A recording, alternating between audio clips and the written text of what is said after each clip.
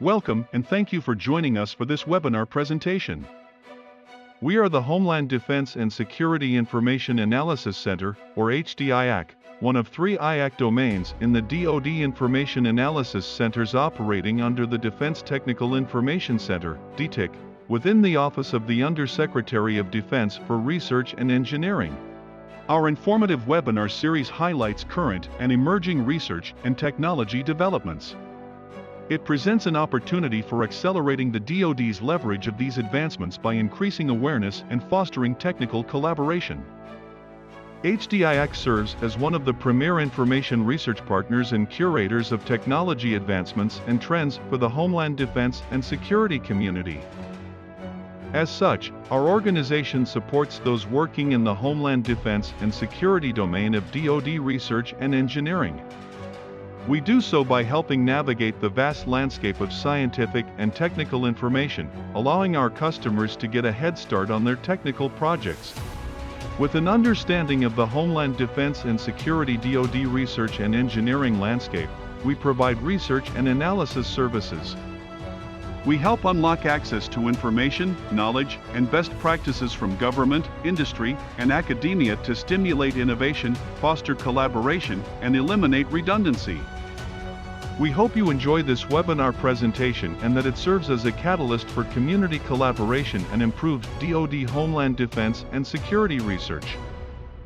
I'd like to welcome you all to this webinar presentation. We have switched platforms. If you've come and joined us for webinars in the past, we were on a different platform. We've switched to WebEx, so hopefully that is a better experience for everyone. It's more commonly used, more government friendly, so I'm hoping that it is a good move for us, but please just be patient if there's a couple pauses as we're kind of still figuring out the buttonology here and how to get things shared. Just bear with us a little bit on this first webinar or two, and but you'll still be getting the information from researchers conducting the research. With that, I will just note a couple of administrative things. First of all, if you're either dialed in or you can't see the slides for any reason once they come up, then you can go to hdiac.org/webinars and you can pull up the slides there. They're posted on our website. Secondly, any attendees are muted, but if you have a question that you want the panelists to answer, then please post it in the Q&A, which is on the to the bottom right. You'll see 3 dots, and you can pull up a Q&A thing and type it in there, and we can either type a response back to you or we'll ask the panelists at the end. With that, I would like to introduce our panelists. So both of these panelists are members of HDIAC who are conducting a research report on the vulnerabilities to food security and the impacts on military readiness and national security. We have Deanna Malonis and Stephen Freudenberger, who will be presenting this webinar presentation. So without further ado, Deanna, I'm going to go ahead and pass it over to you, and you can take it away. Thanks, John. Steve and I are excited to present our webinar with you today. Today we'll be focusing on the findings of our state-of-the-art report, which examines the risks that climate change, bioterrorism, and cyber attacks pose on agricultural security. First, Steve will walk you through the overview of the agriculture sector, along with current status of food security in the U.S. and military, and provide an overview of climate change and the impacts that it poses on food security. I'll then walk you through the impacts that biosecurity and agroterrorism have and the vulnerabilities of cyber attacks. And lastly, we'll finish with the state-of-the-art technologies. Steve, I'll pass it to you.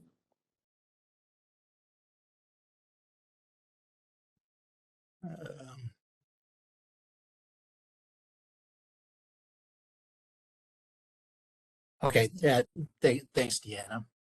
And thanks to everybody that's online who've broken away from the work schedule to listen to this webinar.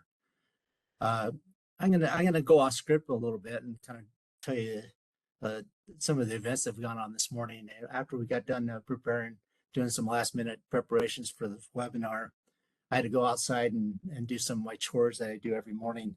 We recently purchased some ducks and chickens, so I had to go outside and feed the ducks and chickens. And as I went outside, I got myself caught in a snow squall.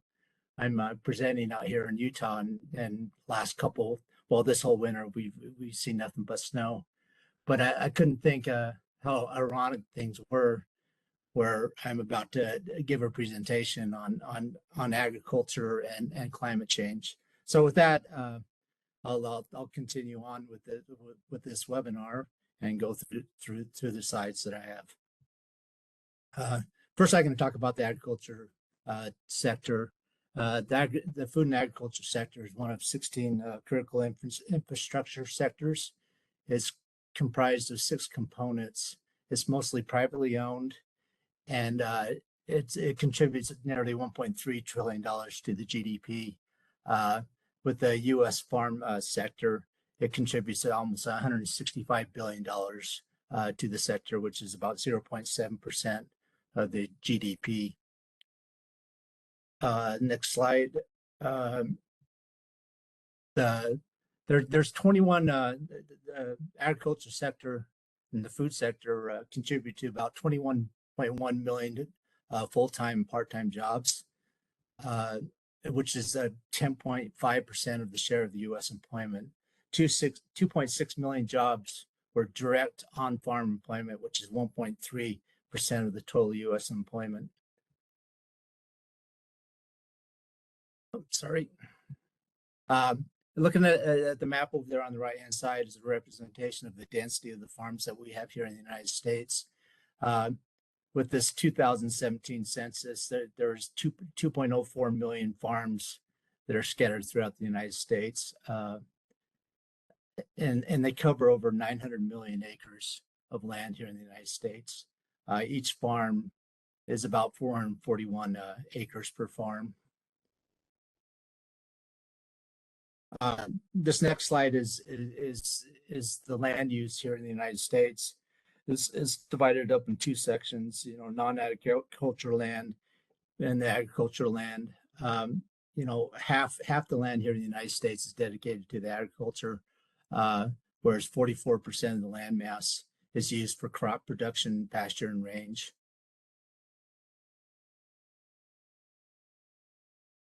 I can go over some of the commodities. I'm going to start with the crop commodity. The United States is the largest producer of corn and soy, and it provides 35% of the world's supply. Obviously, the soybean and corn, looking at that chart, it's about, those are half the crops that we produce here in the United States. The United States is also the 4th largest producer of wheat, and it provides 7% of the world's supply. 50% of the wheat is exported, along with 57% of the soybeans, and 14% of the corn is exported outside of the United States. With the livestock commodity, the United States is the world's largest producer of beef.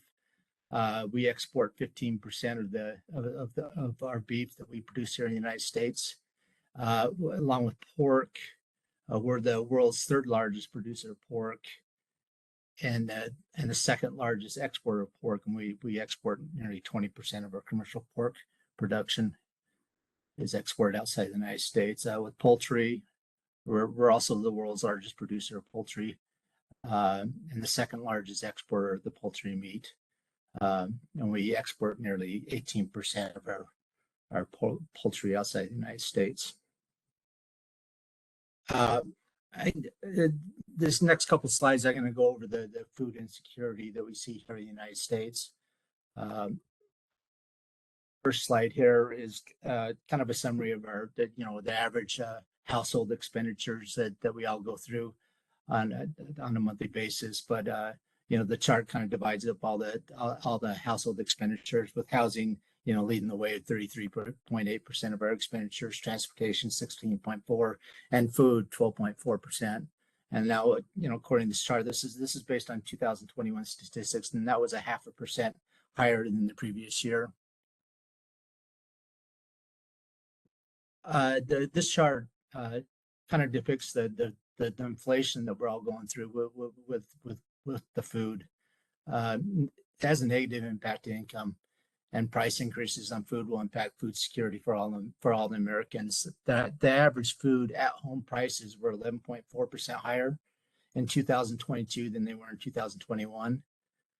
Food prices for nine of the categories increased by more than 10%. This is kind of the extraordinary, these numbers. If you look at the 20-year trend for food cost and percent increases, the 20-year trend is a 2% increase every year. So this year alone, we've seen a 11.4 increase in the cost of food. And the next slide is I'm going to go over it. Obviously the cost of food is going to create some food insecurities here in the United States. So I'm going to go over some of the definitions of food insecurity that some of us might not be familiar with. But food insecurity, by definition, is the lack of consistent access to enough food for every person in a household to live an active, healthy life. Whereas low food security, our households reduce the quality, variety, and desirability of their diets, but the quantity of food intake is normal. And whereas very low food insecurity is defined as at times during the year, eating patterns of one or more household members are disrupted and food intake reduced because the household lacks money and other resources for food. So looking at the chart, nearly 90% of households here in the United States are food secure. Whereas the other 10%, we're seeing some food insecurity within the United States. 6.4% of the Americans fall in that low food security window. Then 3.8% of Americans fall in that very low food security. I don't want to compare the food insecurity to the Americans to the U.S. military soldiers. So this next slide is based on a RAND report that was just published this year.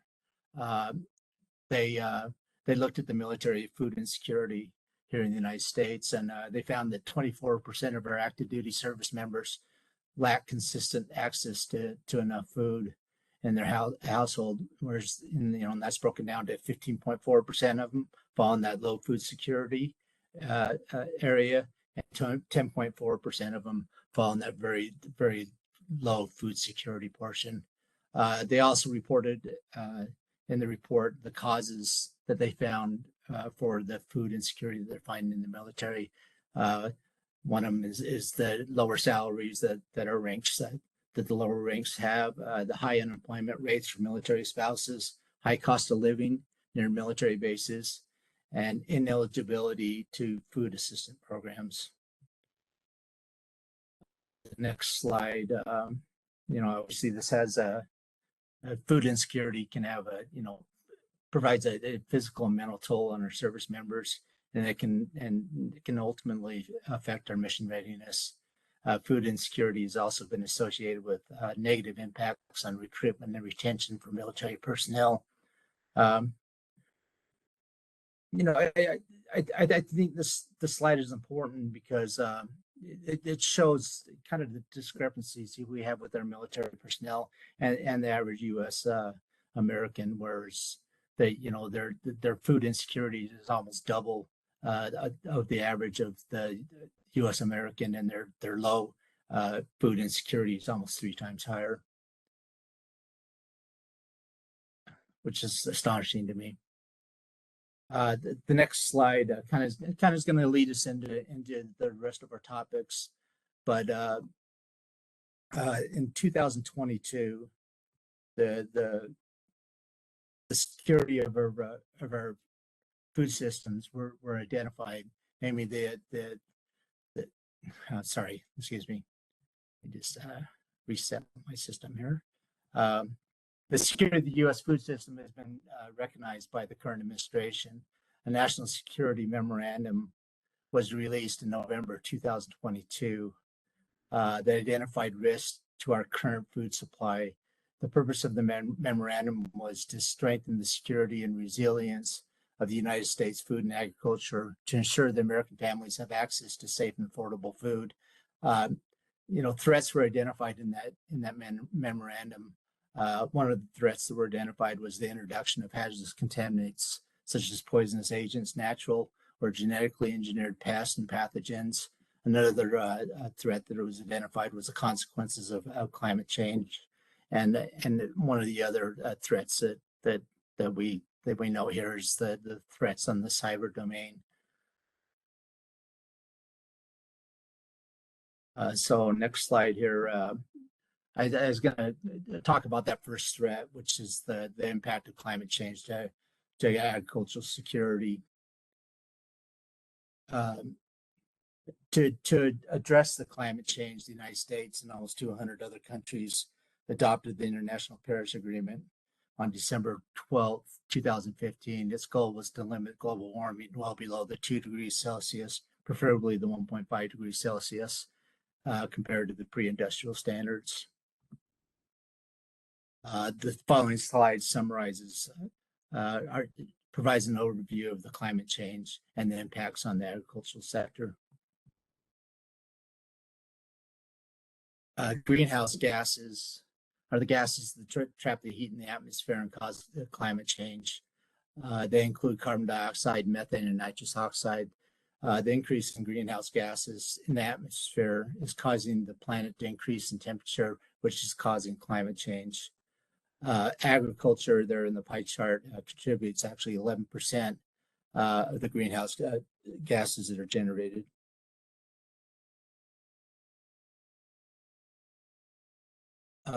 Global warming is a gradual increase in the Earth's temperature, generally due to the greenhouse effect caused by increased levels of carbon dioxide, methane, and nitrous oxide in the atmosphere.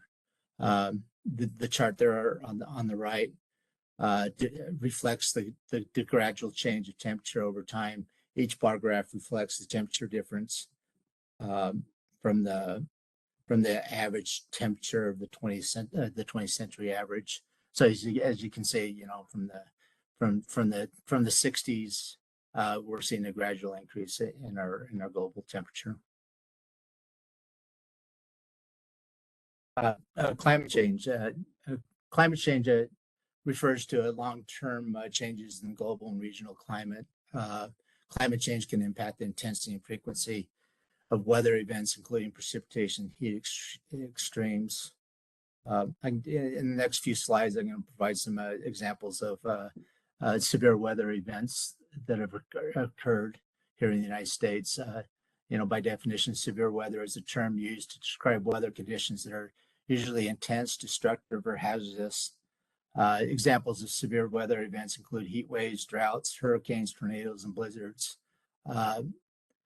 Extreme temperature events averaged roughly 40 events per year in the 1970s, but it nearly quadrupled to 150 annually in the 2010s. Whereas floods, we used to average 30 events per year in the 70s. It's doubled to up to 60 in the 80s, and it skyrocketed to 180 in the year 2000s, with the peak flood event in 2006. We had 246 flood events in 2006.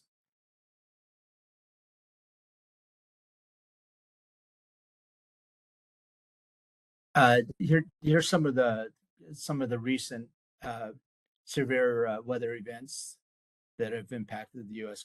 agriculture: the 2012 Great Plains Midwest drought, the 2015 California drought, and the 2018 California wildfires, and the 2022 Florida Hurricane Ian. All these events greatly impacted our agriculture sector and created $1 billion of losses to each one of those states that are represented there. This chart I found really interesting, that I found during our research. It just shows the trends of the $1 billion weather disasters since the 80s. You know, and obviously there's been a steady increase in the events that are occurring over time. If you break this chart down into decades, it even shows, you know, through a decade representation, the number of events that are increasing over time. And in the 80s, you can count there was 31 events that occurred in the 80s. In the 2010 2020 timeframe, there's 128 events, and just over the last 3 years, 2020, 2021, 2022, we've already seen 60 events. And if you project that out over the course of the decade, that's nearly 250 events that we're going to see that create you know, at least $1 billion event here in the United States. This next slide is the summary of the 2022 $1 billion events. We had 18 events in 2022. Each one of these events were declared a national level disaster, and they caused 447 direct or indirect deaths.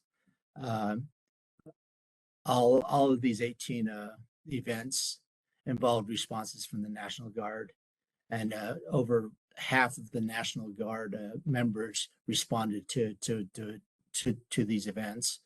For example, we had 142,000 National Guard members respond to wildfires in the course of 2022.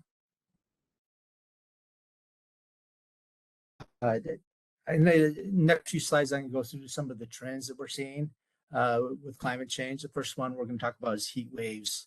2022, the global annual surface temperature was the sixth highest since record keeping began in 1880. 2022 North American annual temperature tied with the 2011 and 2019 as the 15th warmest year on record. You know, from these two charts, we can see the frequency and duration of heat waves are increasing. Droughts. NOAA ranks drought as the third among extreme weather events associated with billion-dollar weather disasters.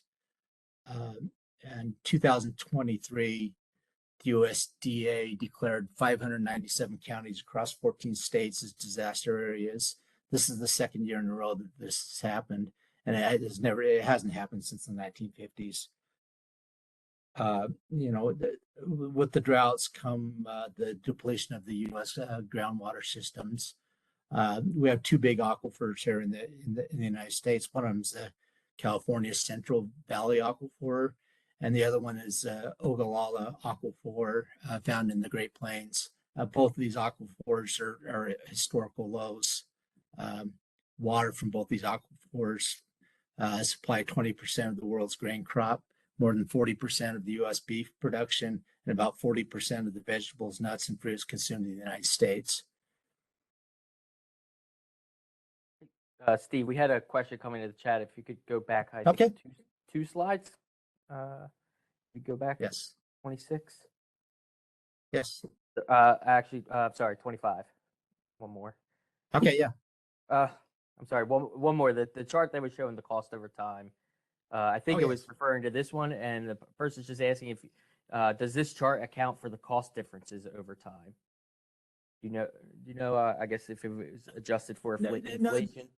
Well, yes, they are. Yeah, they're all adjusted for inflation, so they're all normalized. So yeah, you know, the axis on the right are the cost in billions, and then the axis on the left is the number of events. So yeah, they've all been adjusted, and the source for this chart comes from the National Centers of Environmental Information. They have a series of trend charts, and a lot of the charts I have in this presentation come from them. Really an interesting site. There's all sorts of interactive charts you can go through with climate change. Hopefully that answers. Yep, I think it question. did. Yep. Okay. So droughts, I think I covered the droughts, the wildfires. the number of days with high fire danger occurring at the same time across large areas of the Western United States has increased by 25 days. The average length of the wildfire season across the United States is 105 days longer, with 3 times as many large fires as in the 70s. 2020 was the most active wildfire year on record. Colorado had 3 of its worst wildfires in history, and California recorded 5 of the 6 largest wildfires in history. Interesting enough, I found this statistic pretty interesting, that 75% of the area consumed by wildfires across the United States is in non-forested ecosystems, much of them covering rangeland and crops. Flooding. Flooding is the second most devastating effect on agricultural loss worldwide. From the chart there on the right, there really hasn't been a steady increase in flooding during, since the 1910s to the 1980s. But after the 1980s, you can see a steady increase in flooding that's occurring here in the United States. In addition to the flooding that we're getting, we're also seeing that sea levels increase. In 2021, the sea levels reached 3.8 inches above the average level of 1993, which makes it the highest annual average since 1993. Hurricanes. As depicted over there on the top chart on the right, the bottom line is the number of hurricanes that actually make landfall. Obviously there's really not much of a trend in either direction. It's pretty consistent, and it averages out to be about 2 hurricanes per year that we see here in the United States. The top green line on top is the number of hurricanes that are found that are formed out there in the oceans, and from there you can kind of see a gradual increase in trends, and they contribute that to with the changing in temperatures, where a lot of these hurricanes are kind of forming more in the northern part of the ocean, so that the trajectory of these hurricanes aren't making landfall. What has increased, and where they are seeing a trend in the upward direction as time goes on, is the intensity of these hurricanes. Looking at the bottom chart, you can kind of see the intensity is greatly increased since the 1980s. The intensity has risen noticeably over the past 20 years. 8 of the 10 most active years since 1950s have occurred in the mid-1990s. The DoD has recognized climate change and the impacts it has on the DoD. To quote from Secretary of Defense Lloyd Austin, he was recently quoted. He recently said, "To keep the nation secure, the DoD must tackle the existential threat of climate change." The DoD has recently published plans that address climate change. In 2014, they developed a plan that was titled the Climate Change Adaptation Roadmap. That plan focused on various actions and planning the DoD is taking to increase its resilience to the impacts of climate change. Recently, in 2021, there's been 3 plans that have been developed by the DoD. One of them is the climate risk analysis that highlights the risks of climate change and how the DoD will use the best available science and data to mitigate and account for and respond to events-related climate change impacts. The Climate Adaptation Plan outlines the DoD's projects and activities focused on addressing climate change, and the highlights and examples plan that was developed is a companion to the Climate Adaptation Plan. It describes the examples that have been achieved so far within the DoD to address climate change.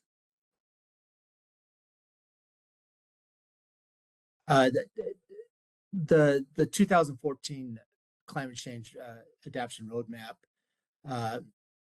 highlighted, what is it, five items that impacted the DoD operations. One of them is obviously the increased demand for DISCA support. With these events here in the United States increasing over time, obviously the demand for that support, the National Guard, is going to increase as we go through more and more of these severe events. The increased demand for disaster relief and humanitarian assistance overseas is going to increase, and lastly, the climate change has been shown through various studies and papers that droughts, famine, increase the instability of these nations overseas.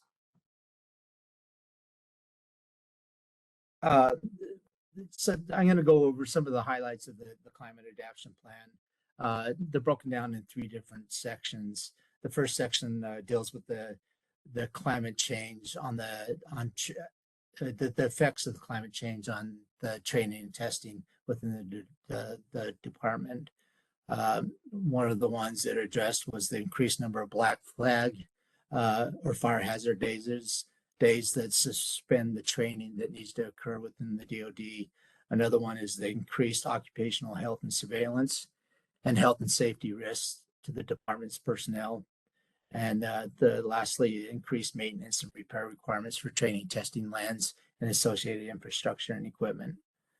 The next slide addresses the infrastructure of the DoD.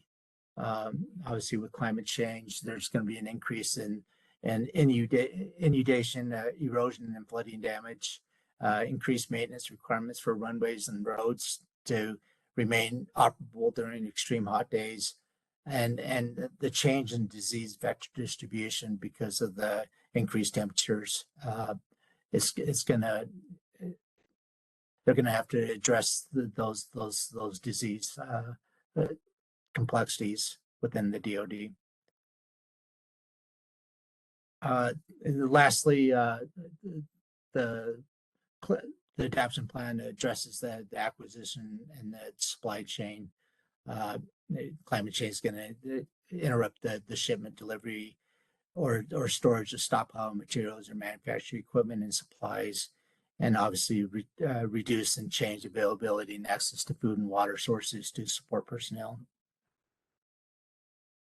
So that's it with my section. I'm going to turn the time over to Deanna, and she's going to talk about the biosecurity and agroterrorism.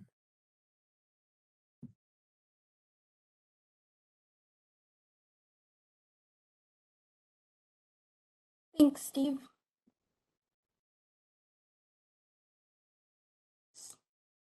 So first, as a background, U.S. agriculture is vulnerable to the natural, accidental, and intentional introduction of foreign, emerging, or re-emerging zoonotic and plant pathogens. Even though the U.S. is self-reliant on food, a disruption in the availability of a food commodity such as beef, pig, poultry, or grain due to an outbreak can significantly raise the cost of food, which can lead to an increase in food security.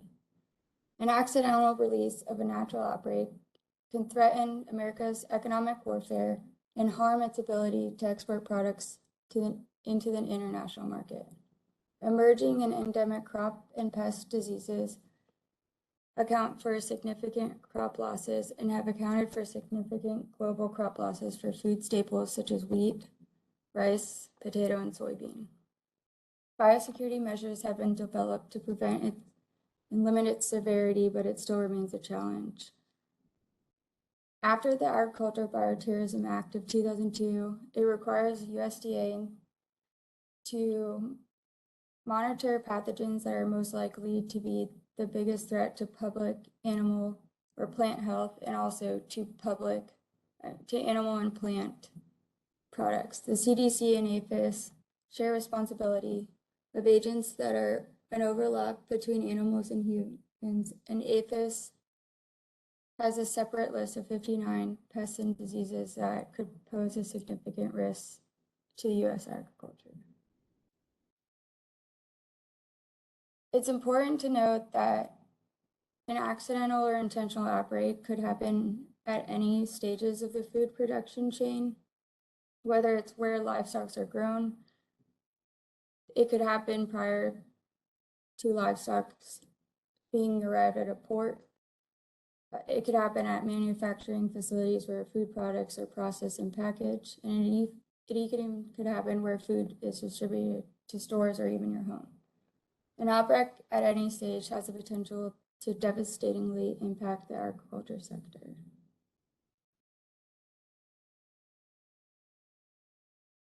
There are several methods in which a pathogen can be introduced, whether it's accidental or intentional. High concentration, auction markets, transportation of animals, centralized feed stations, and distribution all increase the risk of a pathogen being spread. Due to the nature of pathogen outbreaks, it can be difficult to detect them, and sometimes they can go unnoticed for days or even weeks.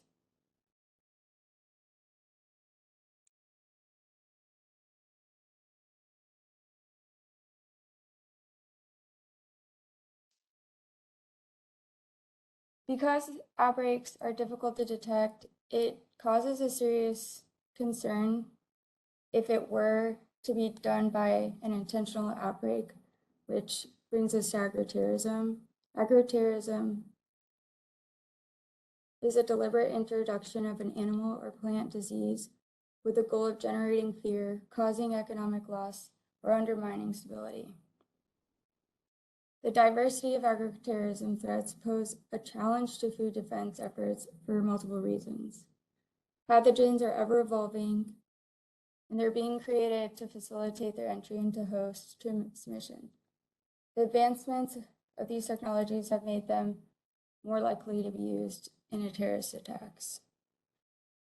The most common perpetrators for an agroterrorist attack are domestic or international terrorists, state-sponsored insurgents, state-sponsored WMD programs, economic espionage, insider threats, or lone wolves.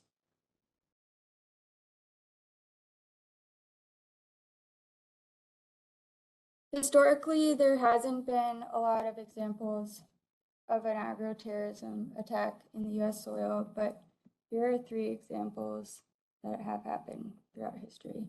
In World War I, Germany used biological warfare agents to sabotage horses that were being sent to their allies, and they infected them with anthrax and glanders.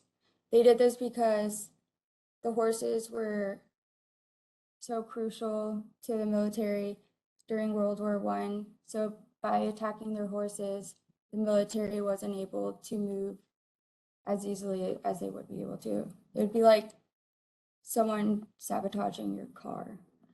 In 1984, there was a religious cult that contaminated 10 local restaurants with salmonella.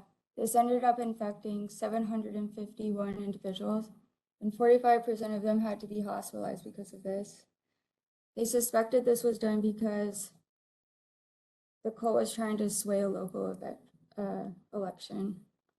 In 1996, the police received an anonymous call from a worker in Wisconsin saying that the plant had been contaminated with a substance which ended up being chlordane.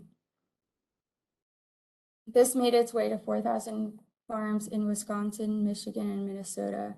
Although no humans or animals were harmed during this, the cost of disposing all the contaminated feed was estimated to be $4 million. There have also been unintentional releases of pathogens that have had a detrimental impact to the agriculture sector. Some of these examples are, in 1997, Taiwan, an outbreak of foot and mouth disease cost farmers $4 billion, and it was estimated that they lost $15 billion due to trade embargoes. The cause of this outbreak was due to an infected pig being imported into Hong Kong.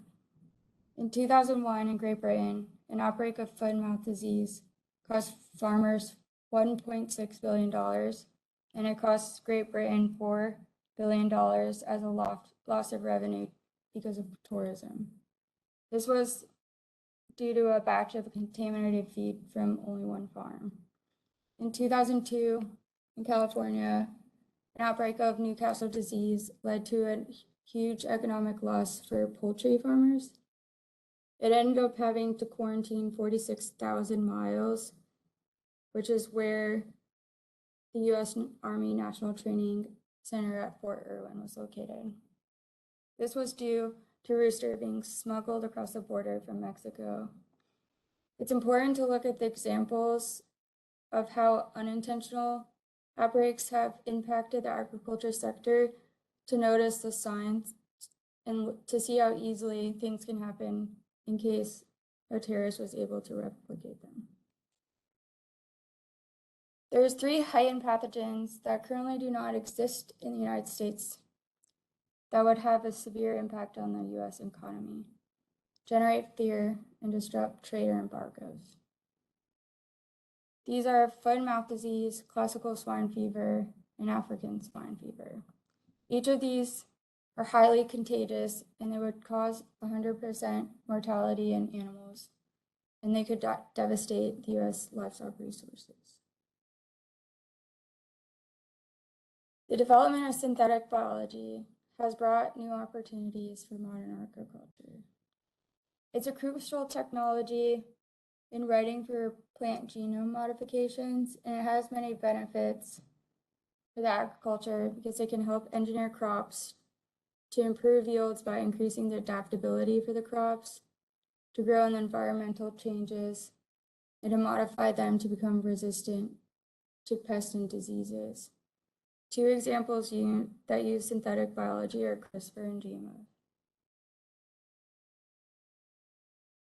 However, the use of synthetic biology could also be a threat for agroterrorism. It can help recreate known pathogenic viruses. It can make existing bacteria more dangerous, and it can use microbes to produce harmful biochemicals in humans. So it's also important to note that the outcome of a biological attack to the agriculture sector, whether it was intentional or not, would have similar outcomes. They could both lead to crop failures, the slaughter of millions of infected livestock, cause economic harm. There's a huge potential for mass disruption in food production. It can lead to higher food prices and food shortages, loss in trade, loss in the confidence of the government, quarantine, and even human casualties. Which brings us into our last vulnerability that we're going to talk about today to the agriculture sector, which is cybersecurity. In the US, there's currently 2 million farms. Most of these farms are family-owned. Family-owned farms account for 98% of all these farms and 88% of their total production.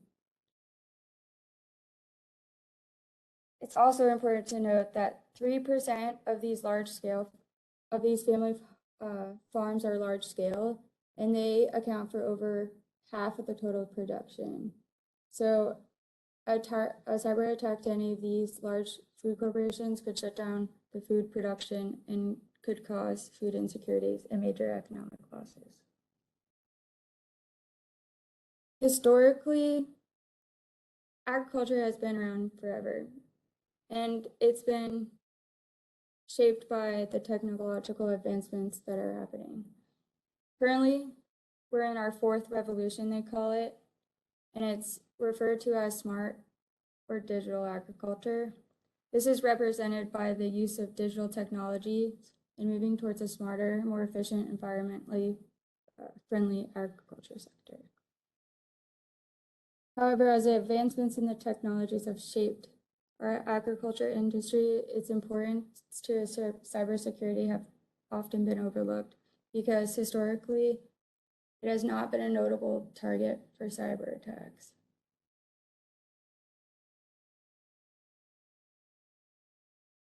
The United Nations Food and Agriculture Organization estimated that by 2050, we'll have to increase our global food production by 60% in order to meet the growing population.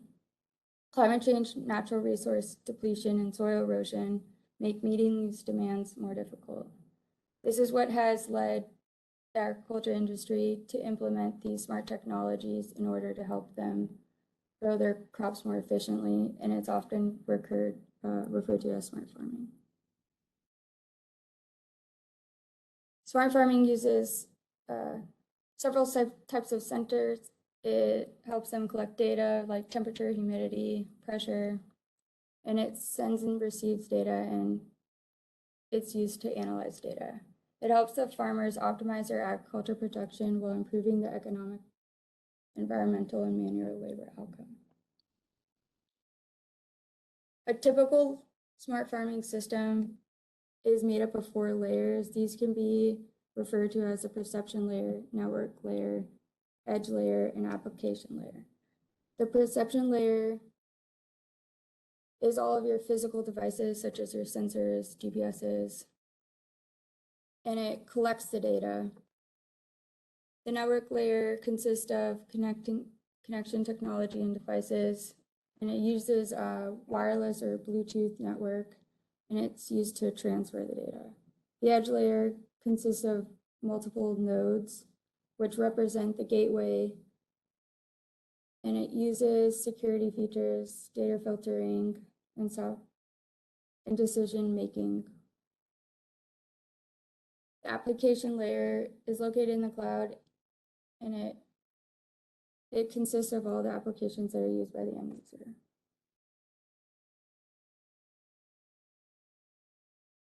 The use of smart farming makes the U.S. agriculture industry more vulnerable to cyber attacks, because if smart technologies are left unsecured or unmonitored, it increases their vulnerability to a malicious hacker. NIST defines a cyber attack as any kind of malicious activity that attempts to collect, disrupt, deny, degrade, or destroy information systems. A cyber attack can happen at any layer in its architecture, and this can threaten the integrity, availability, confidentiality, and authentication of a smart farm system. There are a lot of different ways that a cyber attack could happen. To list a few examples are malware, false data injection, radio frequency, ransomware, data leakage, side channels, spoofing, and cloud computing.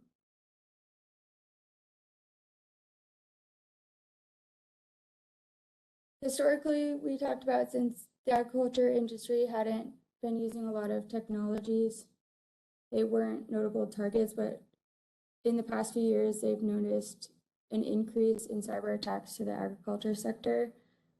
Here are a few examples that happened all in 2021. The first one was a malware attack at a treatment facility in Florida.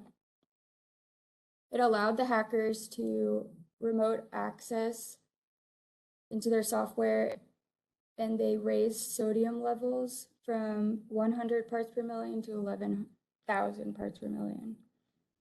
It occurred 15 miles from the location, and it was 2 days after the Super Bowl. Thankfully, an employee noticed this was happening and stopped it, but if it were successful, it could have increased sodium hydroxide levels to an incredibly dangerous amount. The second one was a ransomware attack to a US baking company. It caused them to lose access to their server files and applications, and resulted in them having to halt production, shipping, and receiving. This was deployed through software using an IT support management service. The baking company was shut down for about a week, and it delayed customers, and it ended up ruining their reputation. And then the last one is probably, I'm sure everyone has heard of, one of the most famous ransomware attacks to a Brazilian-based meat processing plant that has operating facilities in the United States, JBS. They are the largest supplier of meat in the world.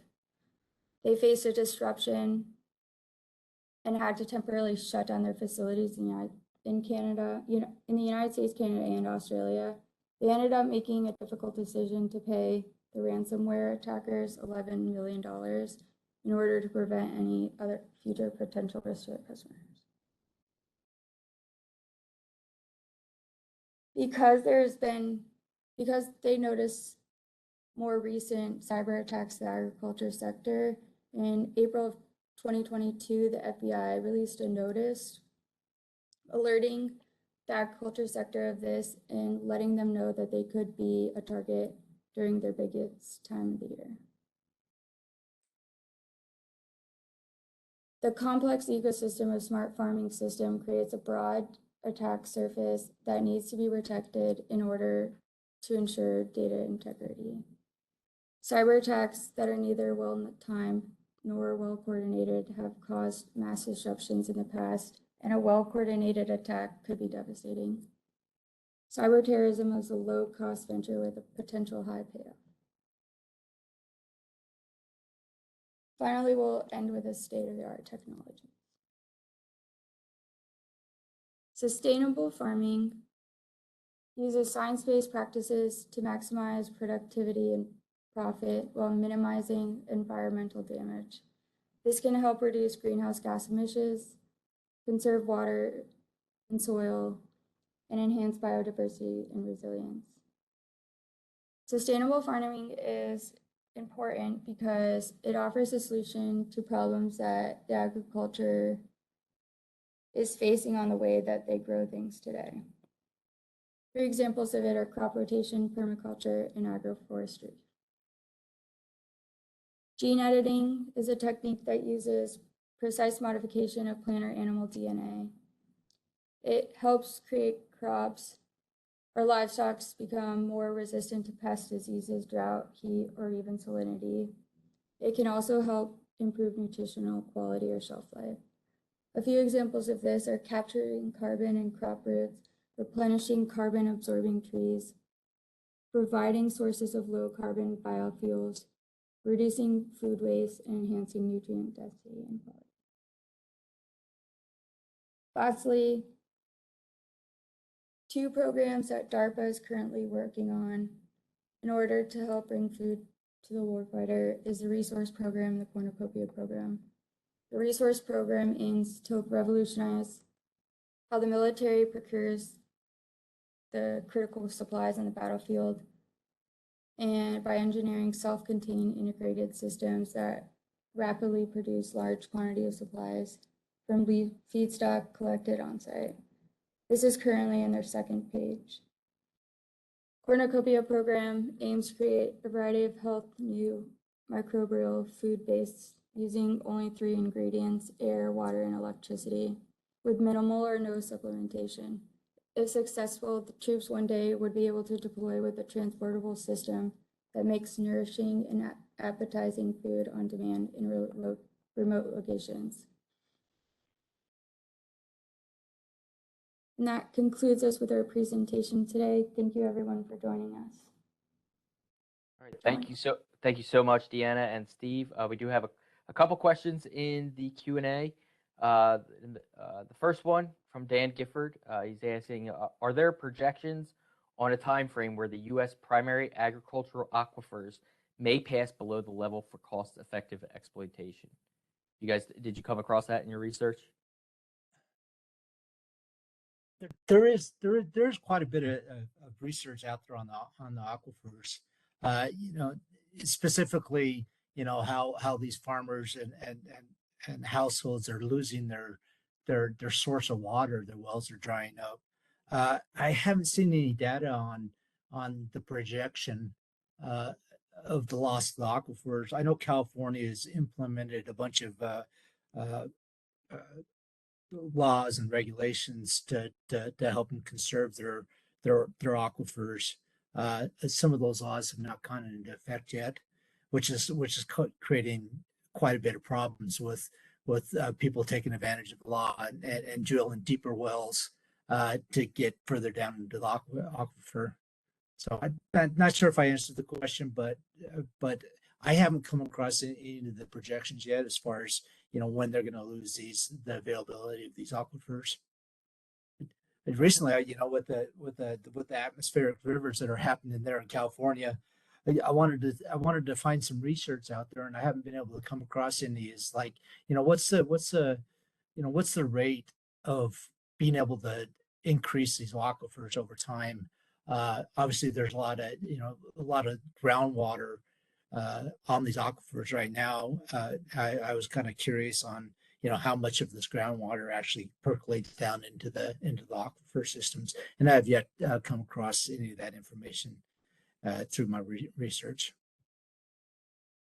All right, thanks, Steve. And then we had a question from Lance Kelson. I kind of answered it a little bit, but he asked, doesn't monolithic crop production such as corn or soy cause vulnerabilities as well? And I did respond in short, said yes, with the much larger density of certain types of crops, like a pathogen or something targeting one of those types could be devastating. But if you guys have, I believe it has come out in some of the research that you guys did, if you want to expand on that.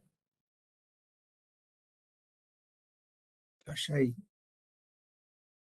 not sure if I understand the question completely. I think what he's asking is, there's certain crops out there where we, for lack of a better way of saying it, we just produce a ton of that crop. So, out of all the crops that we grow, a certain percentage of it is just corn. And so Yes. if you had something that's targeting corn, is that in itself a vulnerability? Because he termed it a monolithic crop because such a large portion of what we produce is corn. Yeah, not only on our, not only on our feed sector. A lot of that corn is used not only to feed our livestock, but it's also used in the biofuel industry. Obviously, there's a huge demand for that corn just for that sake alone. So an attack on our corn crops could have dire effects on our economy.